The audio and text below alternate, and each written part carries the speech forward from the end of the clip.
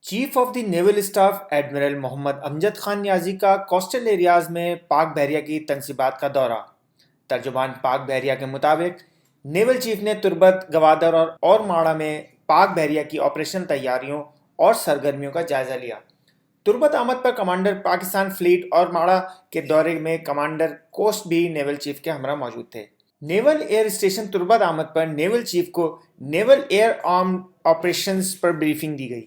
Naval chief کو Gwadar port اور سی pack کی کوسٹل سیکیورٹی پر بھی بریفنگ دی گئی۔ ترجمان پاک بحریہ کے مطابق امیر البحر نے جناح نیول بیس اور کیڈٹ کالج اور ماڑا کا بھی دورہ کیا۔ نیول چیف نے ان اسٹیشنز پر تعینات پاک بحریہ کے افسران اور جوانوں کے ساتھ وقت گزارا اور ان کے جذبے کو سراہا۔ اس موقع پر نیول چیف نے کہا، سی پیک سے وابستہ ترقی میں میری ٹائم سیکیورٹی کلیدی کردار کی حامل ہے۔ Online digital TV, اسلام آباد۔